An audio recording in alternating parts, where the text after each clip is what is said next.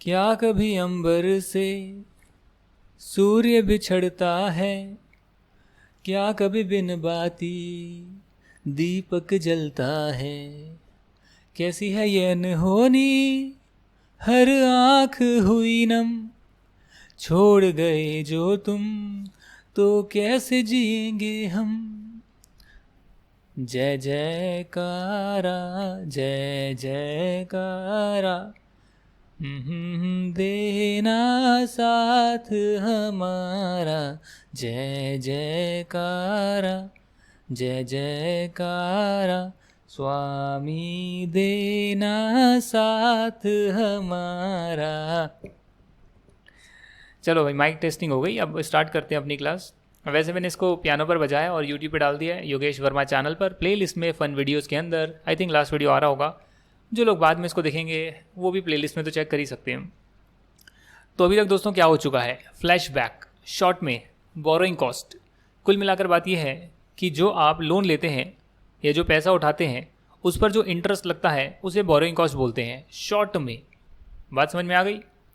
वो borrowing cost अगर आपने ली है किसी पर्टिकुलर एसेट के लिए जो एक क्वालिफाइंग एसेट है, तो फिर जो इसका इंटरेस्ट वगैरह होगा वो पीएनएल में जाने के बजाय इस क्वालिफाइंग एसेट की कॉस्ट में ऐड हो जाएगा, जब तक ये क्वालिफाइंग एसेट पूरा बनकर तैयार नहीं हो जाता।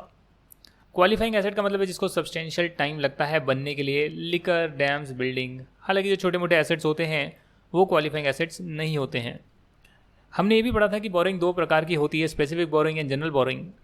जब आप किसी पर्टिकुलर एसेट के लिए लोन लेते हैं तो आपको पता है कि इस बोरिंग से मैं इस एसेट की ही कंस्ट्रक्शन करूंगा, तो उस केस में एक्सेस फंड को आप कई बार जो है बैंकों में डाल देते हैं इंटरेस्ट कमाने के लिए। जब तक ज़रूरत नहीं है उस पर आप इंटरेस्ट कमाते हैं।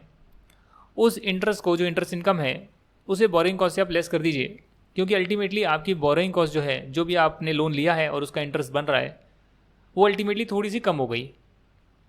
क्यों हो गई? क्योंकि आपने कुछ पैसे को थोड़े समय के लिए बैंक में रख दिया इंटरेस्ट कमाने के लिए। तो बैंक से लोन लिया जिस पे इंटरेस्ट देना है, बट आपने उस सारे पैसे को खर्च नहीं करा।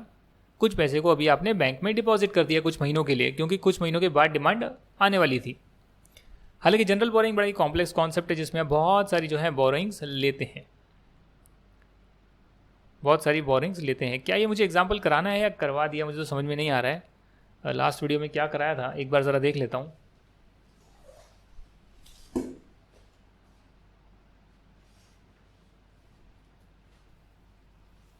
सॉरी।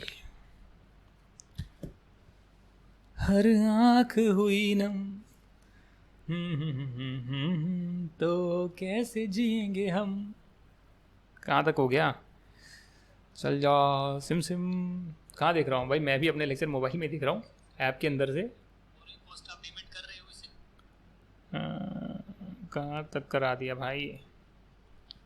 अचानक दिमाग से ऐसा नहीं है कि मैं मतलब प्लान करके बोल रहा हूँ। याद था, याद करके ही बैठा था कि भाई यहाँ से पढ़ाने स्टार्ट करना है। अचानक भूल गया कहाँ तक पढ़ाया था, देखना पड़ रहा है। 2 मिनट दे दो यार।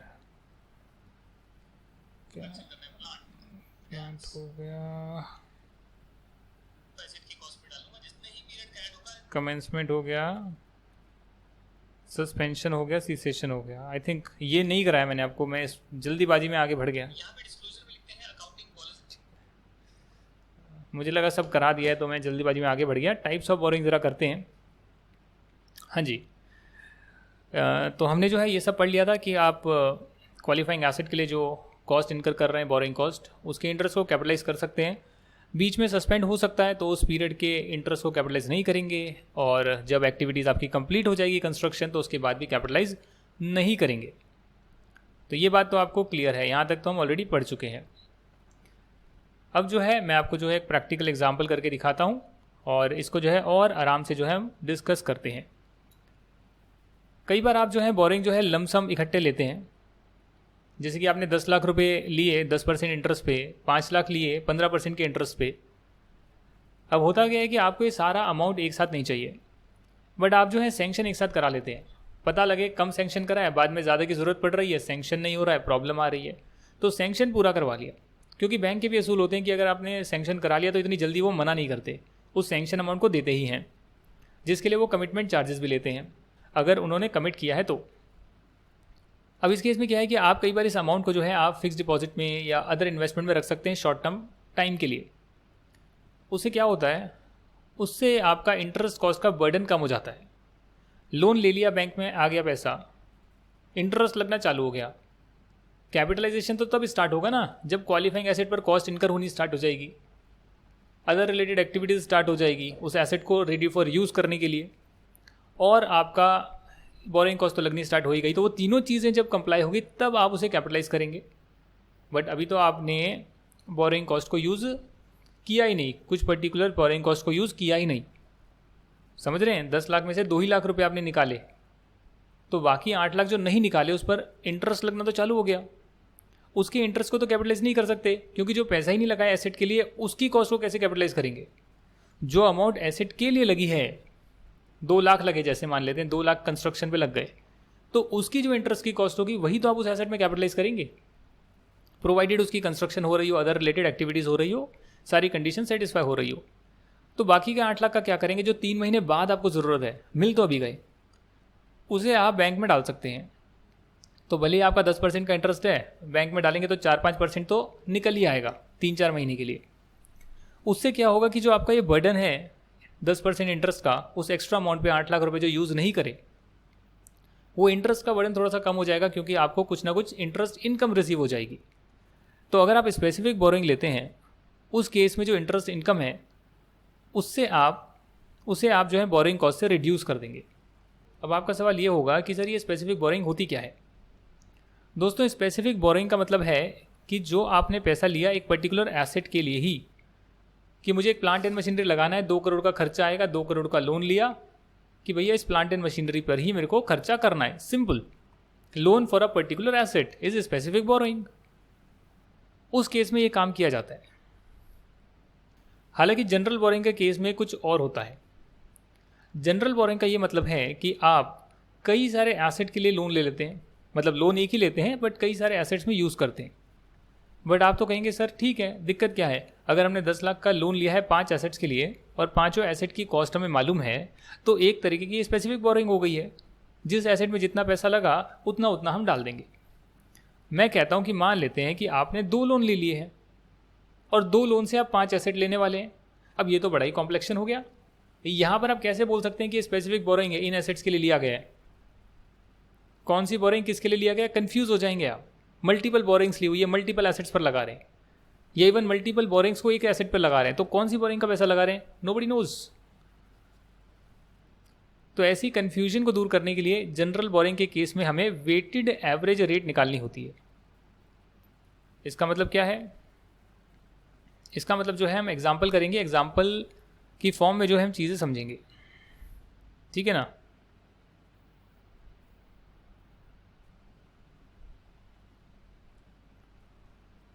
ठीक है ना, एग्जाम्पल की फॉर्म में हम समझेंगे कि वेटेड एवरेज रेट कैसे निकालते हैं। तो ये फॉर्मूला याद करने की ज़रूरत नहीं है, हम इस एग्जाम्पल के थ्रू सब कुछ समझेंगे। मान लेते हैं कि आपने जो है 5 लाख रुपए का लोन लिया है 11% रेट पर, और 7 लाख का लोन लिया है 10% रेट पर। ये आपने 1 तारीख को लिया है। अब बैंक में तो आपके पास 12 लाख रुपए आ गए। उस 12 लाख रुपए में से जैसे ही आप विड्रॉ करेंगे, कौन माइका लाल बता सकता है कि 5 लाख रुपए में से विड्रॉ किया गया है या 7 लाख में से विड्रॉ किया गया है। बैंक में तो 12 लाख दिख रहे हैं, आपने जब विड्रॉ करे तो आपने विड्रॉ कर लिए। तो एक तो है 11% रेट पर, एक है 10% रेट पर, तो इसीलिए दोनों का वेटेड एवरेज निकालना पड़ेगा ताकि जो अमाउंट आप विड्रॉ करें आप बोल सकें कि भैया ये मैंने इस स्पेसिफिक वेटेड एवरेज रेट पर विड्रॉ करी है, या मेरा टोटल जो लोन है सारे लोन का मर्जर करके ये weighted average rate of interest आ रहा है। उस रेट ऑफ इंटरेस्ट से आप इंटरेस्ट निकाल कर कैपिटलाइज करेंगे जितना पैसा एसेट में लगा है, और जो एसेट में नहीं लगा वो तो आपका पीएनएल में जाएगा ही। खर्चा लगा है तो कॉस्ट तो है, तो पीएनएल में तो जाना ही है। सिर्फ कुछ पोर्शन को जो है हम एसेट की कॉस्ट में डालते हैं जो एसेट पे लगा है। तो आपने निकाला 5 लाख पर 11% के हिसाब से पूरे साल का बनता है 55,000। भले आपने लोन 1 मई को लिया हो, 1 जून को लिया हो, एक बार 12 महीने के हिसाब से आपने देख लिया। 7 लाख जो है उस पर आपने 10% के हिसाब से देखा 70,000, तो ये आ गया 1,25,000। तो यहाँ पर जो है आप देख सकते हैं रेट आप निकालेंगे वेटेड एवरेज। तो ये आपने जो है 1 अप्रैल को लोन लिया है दोनों, इसके लिए 12 महीने के हिसाब से पूरा निकला है 55,000 इंटरेस्ट, 70,000 इंटरेस्ट, तो दोनों का जो है 1,25,000 इंटरेस्ट आ गया है। ये 1,25,000 इंटरेस्ट को अगर आप डिवाइड करेंगे 12 लाख रुपीज़ से कि 12 लाख मैंने लिए और टोटल इंटरेस्ट 1,25,000 आया, तो आपके पास 2 की जगह एक रेट आ जाएगी 10.41%। अब इस रेट के हिसाब से जो है आप इंटरेस्ट कैलकुलेट करेंगे जो बोरोइंग कॉस्ट कैपिटलाइज करनी है। कि आपने 2 लाख विड्रॉ करे 1 मई को, 1 मई 2020 को विड्रॉ करे, तो उस 2 लाख पर 10.41% के हिसाब से मई से लेकर 31 मार्च तक का जो इंटरेस्ट होगा 11 महीने का, वो आपने कैलकुलेट कर लिया। 4 लाख रुपए आपने और विड्रॉ करे 1 अगस्त को, तो ये आपने 1 अगस्त से 31 मार्च तक विड्रॉ रखे, यानी कि 1 अगस्त को विड्रॉ करे तो आपने 8 महीने के लिए विड्रॉ रखे, उसका इंटरेस्ट बनेगा 10.41% के हिसाब से 27,760 रुपये, 27,760। तो यह आपने टोटल कर लिया, टोटल INR आ गया 46,845। इसे आप कैपिटलाइज करेंगे तो ये वेटेड एवरेज का कॉन्सेप्ट मैंने एग्जांपल में आपको समझा दिया है, जो जनरल बोरिंग के केस में होता है। स्पेसिफिक बोरिंग में चक्कर ही नहीं है। आपने एसेट के लिए लोन लिया, उस लोन का एक ही लोन है, एक ही एसेट है, कोई चक्कर ही नहीं है, सिंपल है। जनरल में प्रॉब्लम होती है तो वो हमने एग्जाम्पल से कर लिया। आखिरी कॉन्सेप्ट कराने वाला हूँ आपको आज की क्लास का, और आखिरी कॉन्सेप्ट कहता है sir, when exchange difference on foreign currency borrowing needs to be capitalize हैं। एक्सचेंज डिफरेंस फॉरेन करेंसी में तो हम वैसे ही पैराग्राफ जो 46A है उसके हिसाब से एसेट की कॉस्ट में हम ऐड या सब्ट्रैक्ट करते थे। 46A के हिसाब से एक ऑप्शन दिया गया था ना कि अगर हमारा कोई एक्सचेंज डिफरेंस आ रहा है फॉरेन बोरोइंग में, तो उसे P&L में डालने के बजाय एक्सचेंज डिफरेंस को एसेट लिया हुआ है तो एसेट की कॉस्ट में ऐड सब्ट्रैक्ट कर सकते थे, ये आपको पता है। तो यहाँ पर क्या है दोस्तों, पैराग्राफ 46A जो फॉलो कर रहे हैं उनके लिए नहीं, मान लो कि ऑर्गेनाइजेशन जो है 46A फॉलो नहीं कर रही है, उसके बाद भी अकाउंटिंग स्टैंडर्ड 16 बोलता है कि एक्सचेंज डिफरेंस को कुछ पोर्शन उसका आप कैपिटलाइज कर सकते हैं एज पर AS 16, मतलब फॉरेन एक्सचेंज के डिफरेंस को बोरिंग कॉस्ट मान सकते हैं, ये AS 16 बता रहा है। और कैसे मानेंगे वो नीचे एग्जाम्पल में गिवन है, कितनी मानेंगे एग्जाम्पल में गिवन है। तो यहाँ पर AS 16 के हिसाब से आप उसे कैपिटलाइज कर सकते हैं। कैसे करते हैं वो एग्जाम्पल के फॉर्म में समझते हैं। एग्जाम्पल आपके स्टडी मटेरियल से लिया गया है, तो स्टडी मटेरियल वाला एग्जाम्पल दोबारा नहीं करेंगे। मान लेते हैं कि $10,000 आपने बोरो करे हैं 1 अप्रैल को 2020 को, किसी स्पेसिफिक प्रोजेक्ट के लिए बोरो करे हैं, और इंटरेस्ट रेट है 5% per annum payable annually. Exchange rate जो थी आपकी 1/4 को वो गिवन है 45 पर USD। हालांकि साल खत्म होने के दिन क्लोजिंग वाली तारीख को रेट हो गई 48 पर USD।